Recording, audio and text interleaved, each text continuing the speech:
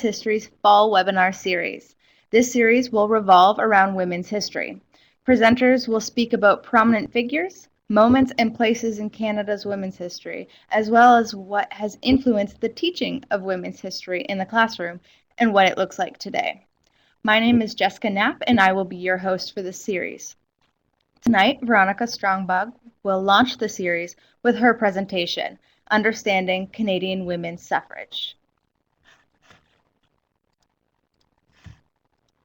Canada's History is proud to bring you this webinar series, as well as our many award opportunities and publications. Canada's History is dedicated to promoting greater popular interest in Canadian history, principally through publishing, education, and recognition programs. Our flagship publications are Canada's History Magazine and Kayak, Canada's History for Kids. If you would like to know more about subscribing to these publications, please visit canadashistory.ca. Each year, Canada's History recognizes excellence and honors the achievements of history makers and enthusiasts of all ages, predominantly through the Governor-General's History Awards and the Government of Canada History Awards. If you would like to know more about these opportunities, please follow the web addresses on the screen. In all cases, you are welcome to email me for more information. I will provide my email address in the chat box. History's vision is a Canada where people are deeply engaged in connecting with their shared past.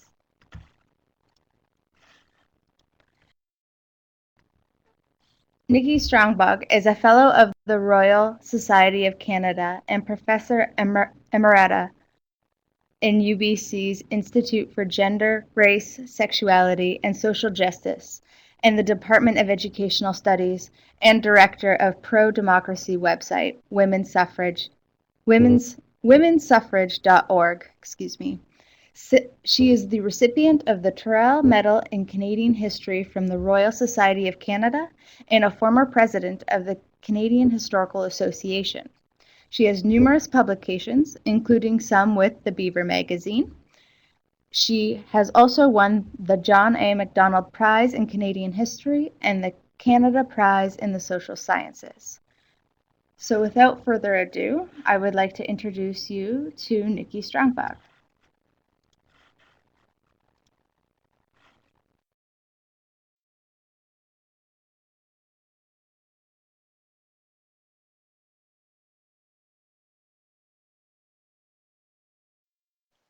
Hi, folks. My apologies for the confusion, but most of you have probably had some experience with technology and know this happens.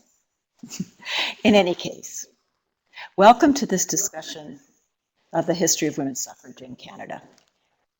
There is much to investigate and to debate, and I encourage you to do so.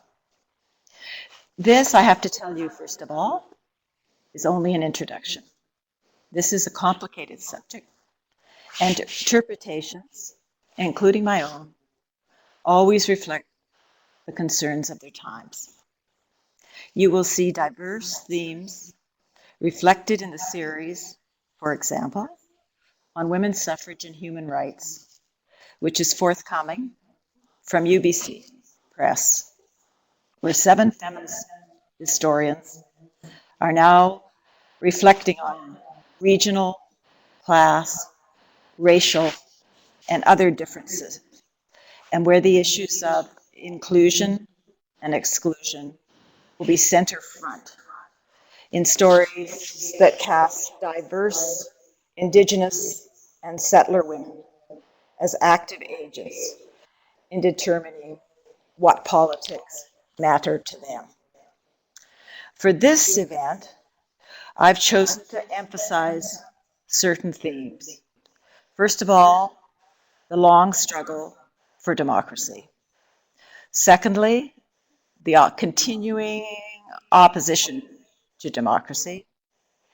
And thirdly, its diverse champions in terms of justice, and the unfinished nature of Canada's democratic project.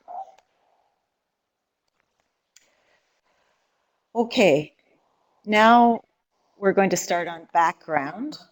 I want to emphasize here, as I do in my classes, that the vote is only one part of a long struggle, that it's important to see it in this larger context, that often it has been taken out of context and seen as natural, inevitable, something that we don't need to be surprised by.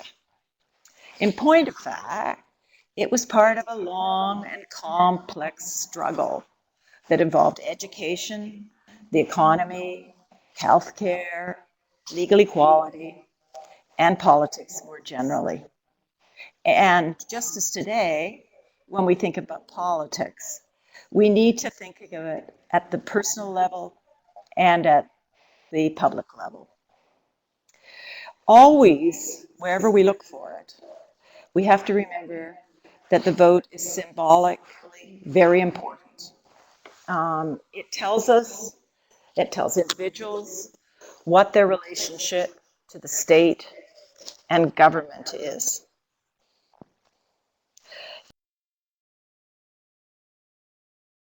I just want to direct everybody's attention to the complications of Canadian franchise law. That we all the provinces, when they entered Confederation, had male franchises.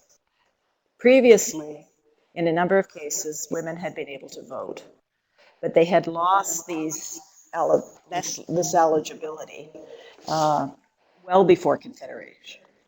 And British Columbia was very typical in entering Canada in 1870 with a male franchise. It, however, did not have a property qualification.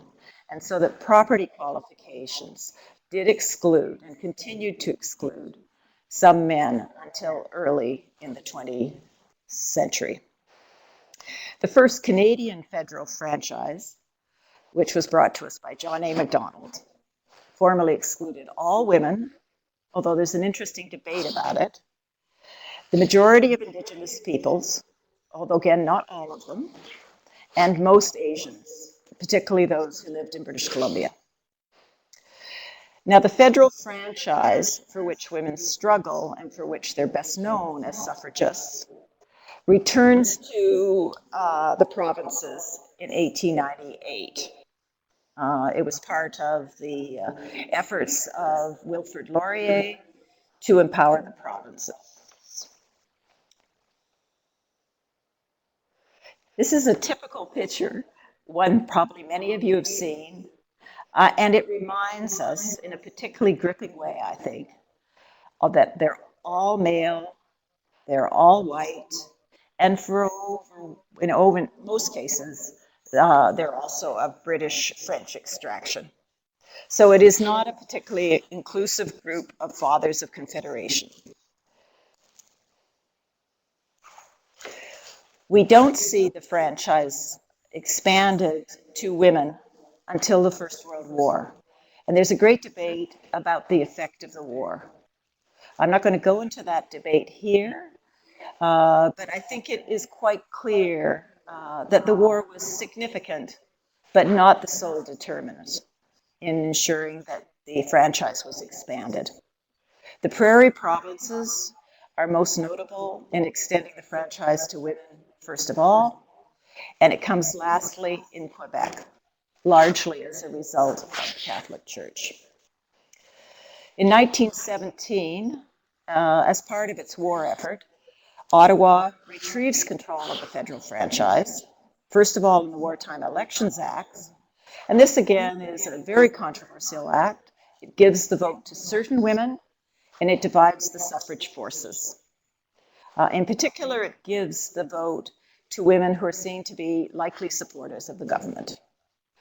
And it's not until 1918 that women get the federal franchise on the same basis as men.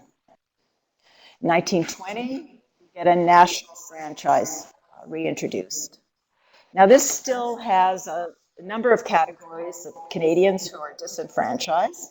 The ones we've been particularly concerned with recently, of course, are Indians, as they were known then, and First Nations peoples today, the Inuit, and most Asians. And these exclusions continue until after the Second World War. We have a continued series of minor revisions to the franchise until the Second World War. The Second World War awakens Canadians to the failures of democracy in Canada. And so we get extension between the end of the war in 1945 and 1960 with the Canadian Bill of Rights, the extension of the suffrage basically to the overwhelming majority of Canadians. Although Canadians with disabilities, for example, are not provided for in terms of access until 1992. And this reminds us, as we should remember constantly, that democracy is a continuing struggle and that we continue to struggle through it, through the Charter of Rights and Freedoms and through our own politics today. We see in Penny Calm's book, The Taking of 28, Women Challenge the Constitution. It reminds us that until very recently, it could not be taken for granted that women's rights were entrenched in the Canadian Constitution. Most recently of all, we see in the so-called Fair Elections Act from 2014, the difficulties of ensuring that the franchise remains readily accessible to Canadians. It is, of course, students and the poor and the itinerant, who are often students and the poor, who are likely to be excluded under this legislation. And it's not surprising that it's raised significant outrage for many Canadians, and we now have a court challenge by the Council of Canadians and the Canadian Federation of Students. Now, privilege always has its defenders. We see that today, and we saw this in the latter part of the 19th century, and indeed probably in human history. The arguments of the antis, as they're commonly known, the anti-suffragists, in other words, always emphasized, the supposed merits of men and particular groups of men. And these usually centered on the particular qualities that they brought to political life and political leadership. They often talked as well about their stake in the community. And as Evelyn pointed out, this is usually associated with property. People who did not have property were not seen as preferable candidates. And we see this now, of course, in immigrants who are welcomed or not welcomed to Canada. Those bringing capital with them are seen as preferred. And similarly, in the past, people were likely to be enfranchised when they had property. There's also claims from the antis that those in charge, the male members of society, have a duty of care or supervision for those they consider rightly dependent. And women are a group they consider rightly dependent. And they would argue that men need women to be dependent and that women need men to take charge. So it's a view of gender relations that is deeply hierarchical and assumes that men not only have the qualities, but have the responsibility to look after women. So these champions of the patriarchal nation, and we still see some of them alive and abroad today, that men are properly in charge of public life. In other words, the making of all laws and the determination of opportunity in all its various forms. The nation is overwhelmingly seen as a male entity. It might occasionally be symbolically presented as female, but its important qualities and the qualities related to ability to defend itself, which is very critical. And we see this today with Stephen Harper's notion of a warrior nation. where in some ways he's remasculinizing the nation. And that women in this support men in their critical roles. Women are there to be supporters, and when they fail, of course, they're likely to be seen as creatures who are possibly crazy, not accepting their rightful responsibilities, or infected by views from elsewhere. And Canadians, in particular, are seen as susceptible to American influences from the American suffragists, but also as perhaps influenced by the British suffragettes. I'm just going to point now to a number of the leading anti-feminists in Canada. We have Henri Bourassa, Quebec politician and sovereigntist, who saw the vote for women as a way that Quebec and French Canada's survival would be threatened, that it was an expression of secularism and the English presence in Canada. We also have the humorist and university professor, Stephen Leacock, who took up a position that was familiar to many Tories, and really arguing in a number of key articles that women didn't have the ability. You have to remember that he also had women students who were starring in his classes, and you can only imagine what their experience of him was. We also have provincial politicians. The most famous of all is Rodman Roblin, probably from Manitoba, who was, wonderfully satirized by Nellie McClung. And he argued that women, again, don't want the vote, a very important claim. We also should remember that there were occasional women. These women were normally associated with the Conservative Party, conservative politics, imperial politics, and Clementina Trenholm-Feasanton was probably the leading example. But they were not frequent, but they certainly existed. We also see a diverse group who are champions of greater justice. Now, they didn't always speak to each other, they didn't always read each other, but there is a long-standing Canadian tradition of protest. We see this in the 19th century. It takes various forms.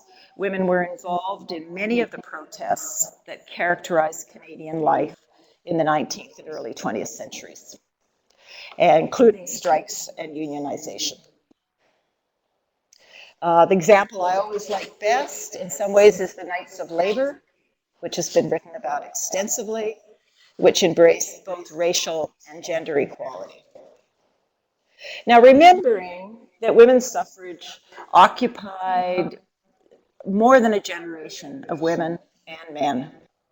It was dominated by women, but there were always men involved, sons and fathers and husbands, often of activists. Most of them were middle class and had middle class views of their centrality in the creation of the political state. Most of them were very influenced by John Stuart Mill. Now, this elite character of the women's suffrage movement is often emphasized, not inappropriately. And sometimes they saw the vote as properly restricted to people who were well educated, people very much like themselves, who were white and better educated. The best example of this in some ways is the leadership of the National Council of Women of Canada, which was founded in 1893. And this photo shows you a picture of leading members of the National Council around the Aberdeens, who were the Governor General and the Governor General's wife in the 1890s. It did, however, over time become more progressive, and it always had suffrage members. We also need to consider the importance of farm women. This was particularly important on the prairies. The Saskatchewan grain growers had always, from their origin, endorsed suffrage. Violet McNaughton who we're just about to see a new biography of, is a particularly interesting example because typically she follows up her suffrage agitation with work in the peace movement and in cooperatives in the 1920s and 30s. Here's a picture of her on the left. Then we have labor women. These women are just being recovered by a variety of working class historians who are telling us how active they are within the labor movement as it's emerging in the late 19th century, but also within socialist parties and labor parties. The example here I want to point you to is Helena Gutteridge, who is a fascinating figure, a Canadian suffragette, but a British, she starts off as British, comes to Canada and British Columbia in 1911 in order to convert what she sees as rather slower Canadians. She goes on then to be a CCFer in the Vancouver City Council. And this is a picture I particularly like of her. Many of the suffragists are also the new group of professional women, also called New Women. Many of them are sole wage earners and responsible for the care of family members. They emerge out of the radicalizing experience for many women of education, both as teachers, as doctors, and as nurses. The example here I want to point out is Eliza Ritchie, comes from an upper middle class family in the Atlantic Canada, and does the first Canadian PhD from Cornell. Rather severe looking, but a woman of great spirit and tenacity. There were also non-British suffragists in Canada. Now, we don't know as much about them as we should, in part because historians such as myself don't read many other languages other than French and English. They did, however, exist. The examples, again, that I want to point you to are the North American African activist, Marianne Chad Carey, who was associated with the Underground Railroad, but it was also a suffragist in Canada and the United States. And then from Manitoba, a representative of the Icelandic community, Margaret Benedictson, who also edited the suffrage newspaper. And these are two pictures of them. Again, lovely, strong faces. French Canada is often seen and is, of course, the laggard in terms of provincial franchise, not until 1940. But there were always progressive Quebecers who coped with special problems in terms of opposition, both from the Catholic Church and from nationalists such as Henri Bourassa. The example here is Thérèse Casgrain, who remained a leader of the suffrage movement throughout her young womanhood and through middle age, and then continued into the new wave of feminism in the 1960s and 1970s. She was the Quebec leader of the CCF before she joined the Liberal Party. And of course, we have a stamp to commemorate her. We also have to see the Canadians as being tightly bound to an international movement. The British champions Emmeline Pankhurst and her daughters visited Canada, and so did Susan B. Anthony, the American stalwart. Canadians were also reading regularly and visiting, and were often related to activists elsewhere. So Canadians knew what was happening elsewhere and wanted often to be part of these debates. There were also men that we have to consider as part of the suffrage agitation. Unfortunately, again, we don't know as much about them as we should. The example I'd like to point here is Alan Studholme from Hamilton, a site of great labor agitation where there are a number of feminist leaders in the labor movement. And he described the Ontario legislation as the proudest moment of my life. And here is the historic plaque to commemorate Studholme. Most famous suffragist, however, that Canada produces is definitely Nellie Letitia McClung, in large part because she produces in times like these, which I recommend to all of you as the most passionate endorsement of the importance of suffrage and also the importance of women in the community. She's an interesting person in many ways.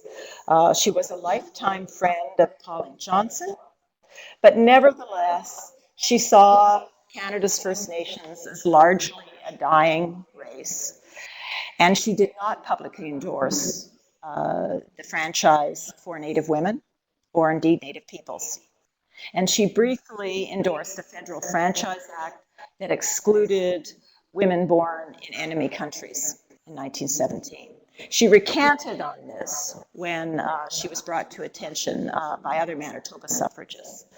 But she reminds us that this is a complicated story where women are moving, suffragists, men and women, are moving back and forth in the search for justification and as their ideas evolve.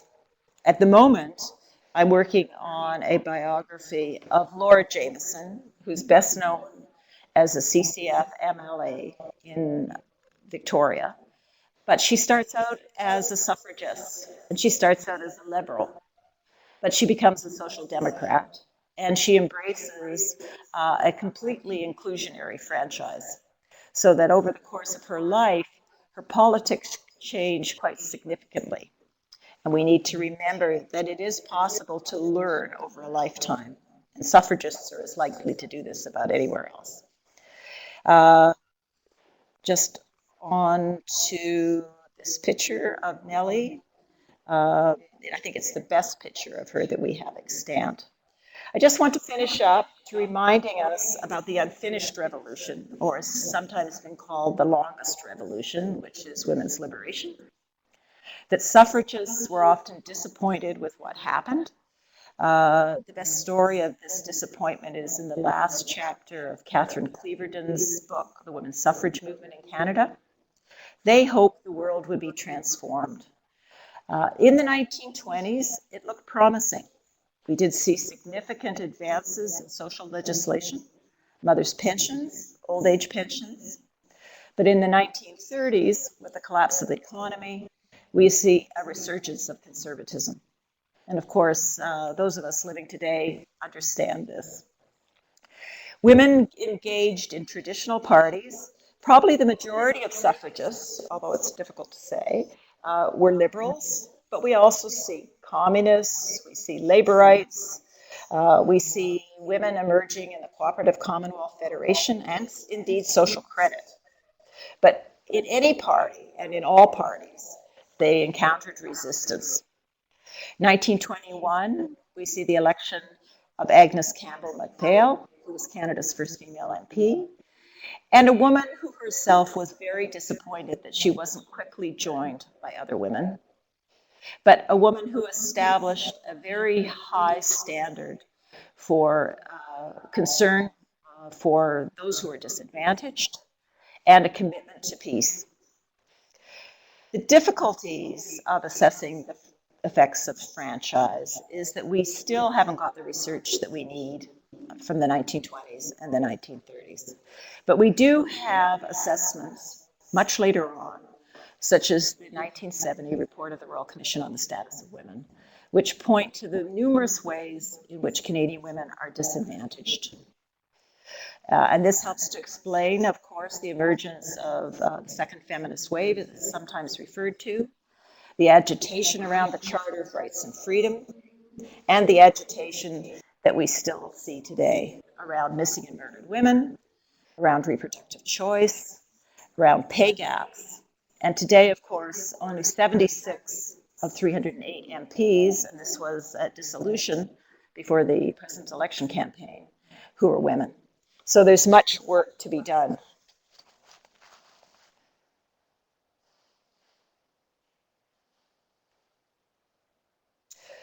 There is a great deal of reading that's available, and this is just an introduction to it. I'm now going to try and answer some of the questions that have come up. First of all, Evelyn, thanks for your remarks again. You're quite right There is an issue of separate spheres, and I don't mention that directly, but it is covered extensively in most of the literature. Women themselves, suffragists such as Nellie McClung, question separate spheres.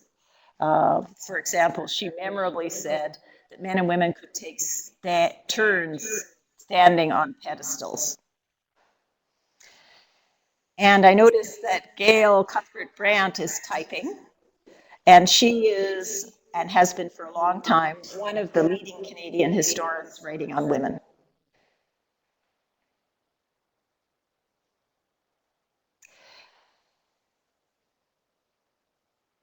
I think Evelyn also asked women who were widowed and single could vote. Those are the early franchises up until often up to the 1840s, and that's only if they owned property, as you mentioned. Yeah, Gail reminds me of the importance of the temperance movement. And of course, the leading exponent of temperance in Canada is the Women's Christian Temperance Union. Now, temperance is a very divisive cause, and you should think of it in comparison with today as with the debates about pornography. Temperance had the same capacity to divide activist women as pornography does today.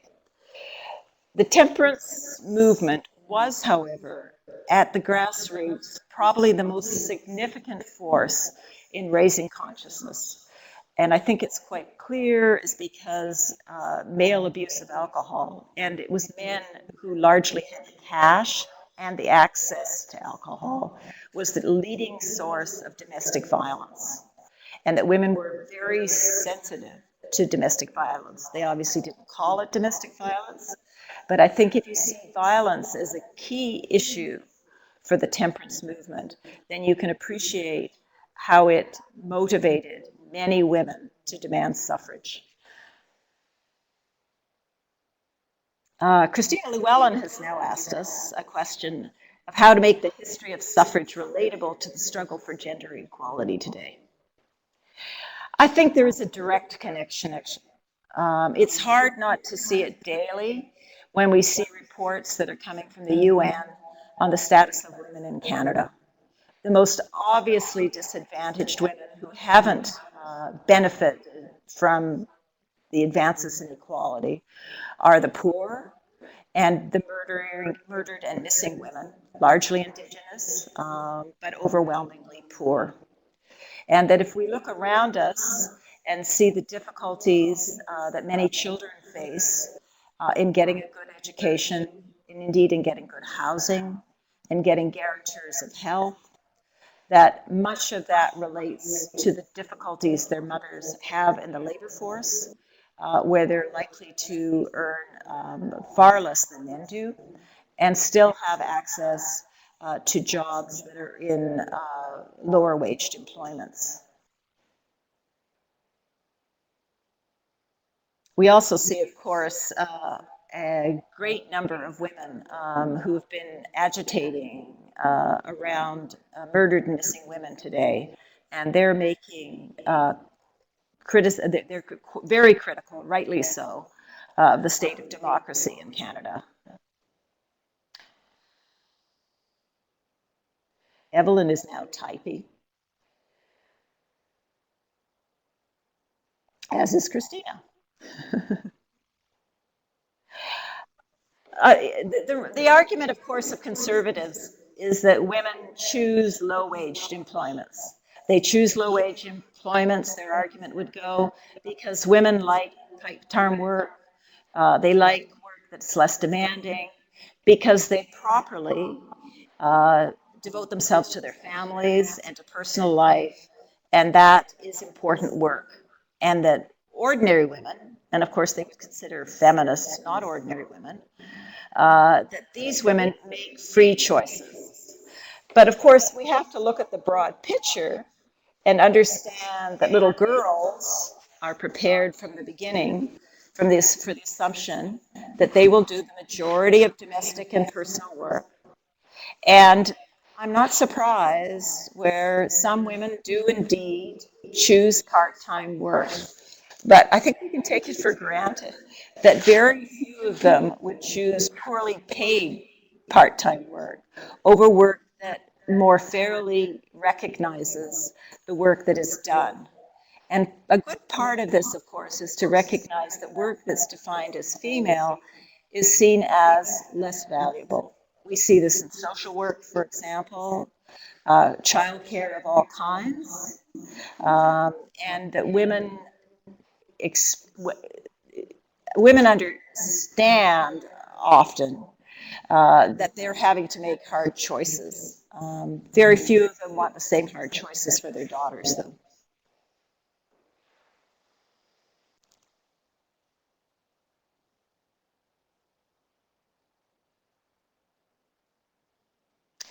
Yeah, the question biography is interesting. And Christina, for those of you who don't know her, is one of Canada's leaders in oral history. And oral history is something I recommend to all of you because the suffrage agitations are still in the memory of certainly Canadian grandmothers and indeed immigrants from other places where the struggle still goes on for suffrage. But that biographies in particular, which may well draw on oral history, seem to capture, from my perspective at least, the complexities of the suffrage movement and the suffrage cause.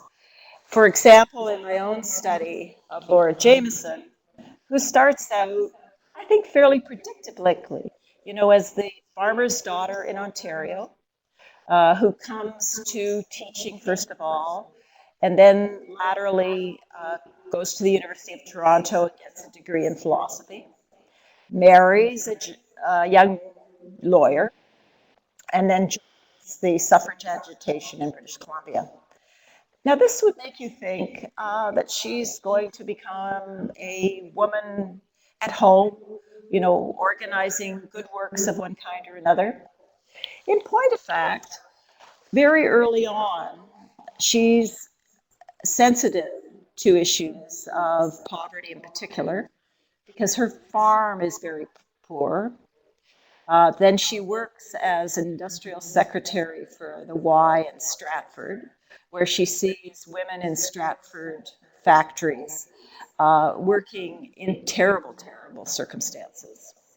She also works as a teacher in the mining communities of the Kootenays, where she sees the ravages of the mines with the coal explosions. So that she comes to suffrage already radicalized. And it's interesting, while her husband, somewhat predictably, and he too is a feminist, becomes a president of a local liberal society, she comes out as a socialist, even as he is a liberal, and then goes on to be taken out of politics while she's a juvenile court judge, but to be radicalized by the 1930s. So it's important to look at a person over their entire lifetime, as it's important to see the changes in a movement. And for those of us who've been involved in the modern women's movement, it doesn't look at all today, thank goodness, as it did in the 1960s and the 1970s. So that we have to credit women, feminists, and people in general with the capacity to learn.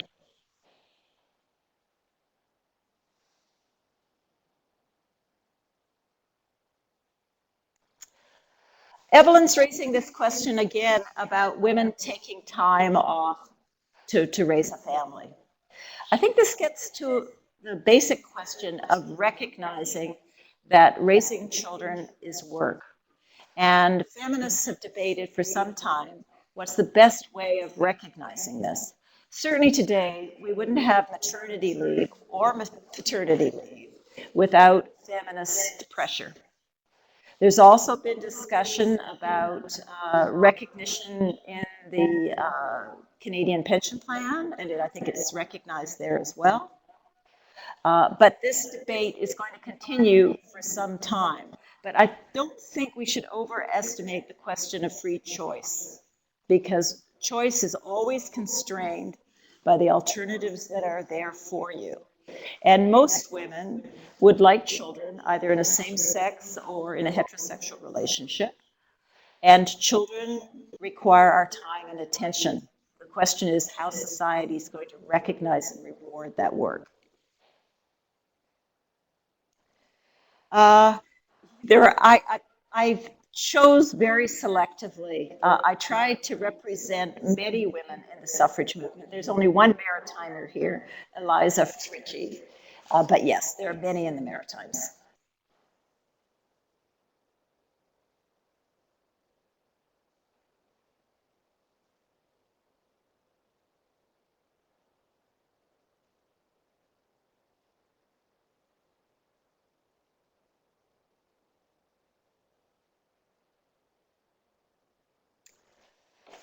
Yes, Joanne's raised the question about how women shared the suffrage message. My colleague at UBC, Mary Chapman, who's in the English department, has been working on suffragists in the United States. And she's particularly interested in journalists, but she's also very interested in activists around the country that involve in a wide variety of protests, sometimes silent protests, very much like the Senate page, Bridget DePape, indicated or demonstrated in the Senate a couple of years ago, holding up signs. Theater was very common as well. Women communicated through letters, and these letters were often circulated among a wider group of people. There is the suffrage press. This is also just at the beginning of a variety of what we would see in those days as new media with moving pictures and radio. But this is just at the beginning, except for Quebec, of course. The problem is much of this hasn't survived, and we're still just recovering it. There are wonderful posters, however, uh, mostly anti-suffrage posters have survived, a massive collection of those, but also significant suffrage posters.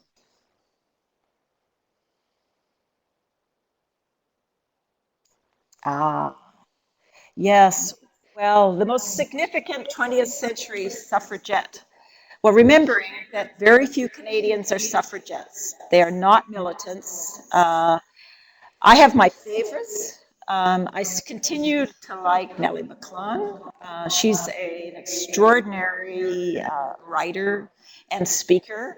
And again, if you read in times like these, some of her comments on anti feminists, but also her comments on women who are reluctant to embrace suffrage for one reason or another, are still very germane today.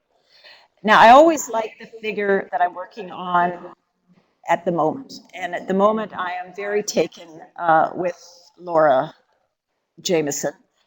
But I have to say that I was also very taken with the Duchess of Aberdeen, or the Countess of Aberdeen, rather, who's an extraordinary figure in her own right. As a conservative feminist, she still had to combat massive prejudice. And she's an interesting person, really wrestling with all the contradictions, many of which continue into the 20th century. Well, Evelyn, yes, I think all suffragists are in some ways militant, but they didn't engage in militant activities in the sense of, smashing windows or destroying mailboxes. Canadian women often said they would become suffragettes, like Emmeline Pankhurst and her daughters, if Canadian men didn't vote in the suffrage or didn't provide them with suffrage. But there are very few then that embrace militant tactics. I did mention one of them, Helena Gutteridge, and there are a couple really right across the country. They didn't consider themselves suffragettes. No. Although they became increasingly admiring of Emmeline Pankhurst because she travels the country immediately before the First World War, during the Second World War, or sorry, during the First World War, and early in the 1920s.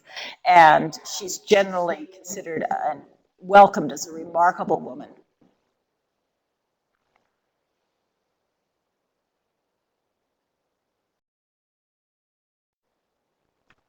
Nikki, I just want to insert a comment here. I just want to draw your attention up to Trisha Carlton's comment. What about pink teas? Is there a good source to learn about them? Uh, th- yes, I've not seen any reference to pink teas in Canada. Gail might correct me on this, or Christina. Uh, I've seen them referenced in the United States and Britain. Certainly, tea parties were a common opportunity for women to get together and to talk about strategy. I don't remember them being referred to as pink teas, but Gail's just typing, so perhaps she'll tell us there were pink teas.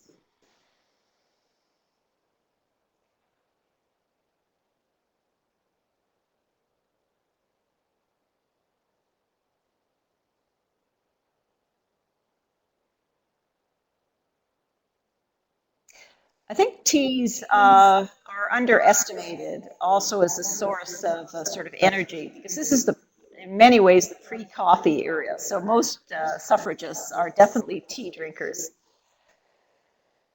Yes, I think sewing groups and literary societies. Pink teas seem to be something, again, that is brought into Canada, just like the term suffragettes. It really doesn't pertain particularly to Canada. I mean, one of the problems in writing suffrage history in Canada is that we're always very influenced by what happened elsewhere, notably Great Britain and the United States. And the new film that's just come out on the suffragettes, I'm sure will launch a whole series of new misunderstandings about what happened in Canada. That's not to say we shouldn't see it. I'm looking forward to it with great enthusiasm.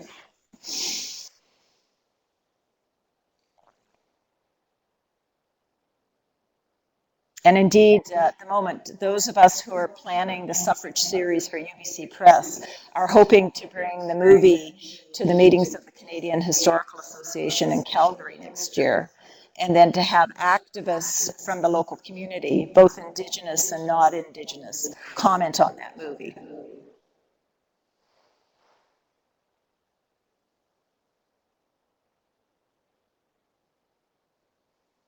One of the interesting facts that one can't ignore when we look at Canada is that the situation for Indigenous women is really quite distinctive. Obviously, they weren't included really by any of the leading suffragists who were overwhelmingly white and largely British or French extraction. And they had their own debates going on about their role within local tribal communities and what their role would be as leaders. And for many of them, of course, they were very concerned that enfranchisement would cost them status, just as it cost men status, really until very late in the 20th century. Oh, there is somebody working on the Maritimes, Evelyn, not to worry. And you might want to contact uh, I'm just waiting. Heidi MacDonald, who is at Lethbridge in the history department, and she'll be writing the volume on women in Atlantic Canada. I think there's a number of innovative approaches to suffrage, the issue that Christina's often has just raised. And I think that we need to think not only about multiple biographies, and I really recommend to all of you that you look at local newspapers for a recovery of the individuals who were involved in suffrage. I've just spent several days reading the Fernie Free Press. The Fernie Free Press is a very interesting liberal labor newspaper written for an audience in the mining town of Fernie, and very supportive in general of suffrage. And what it identifies for those of us who read it is the number of women in this really quite small mining community who are suffragists. So I think that what we need to think about is the process of recovery. There are so many voices that are still lost.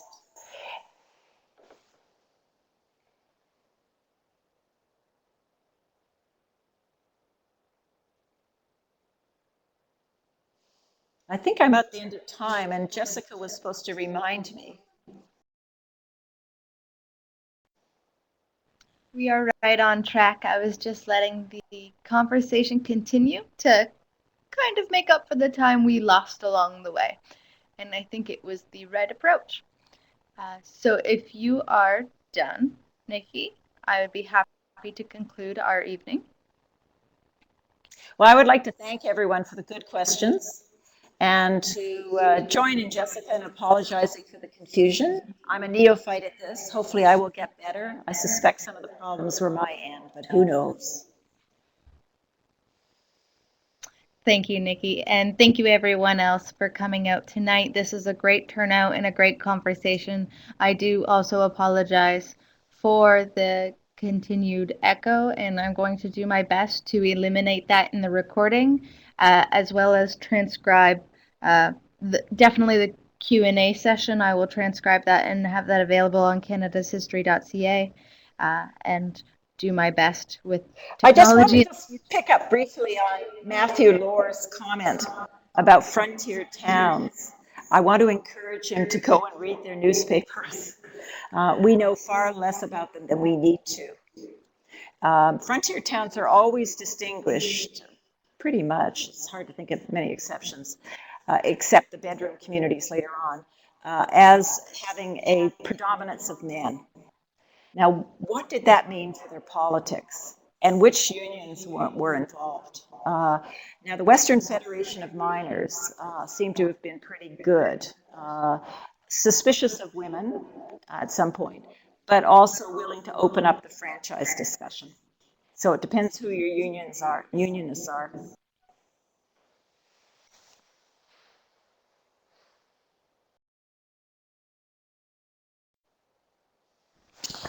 Great. With that, I once again thank everyone for coming out tonight and encourage you to continue the discussion on Twitter, on Facebook, via email if you would like. Um, I am going to send around a link to a feedback survey. If you have a moment after we're done here tonight, I would be very grateful if you can complete that. And I would like to mention that in 2 weeks we will hear from educator Rachel Collishaw and her experiences teaching women's history in the classroom. Thank you, everyone. Have a great evening.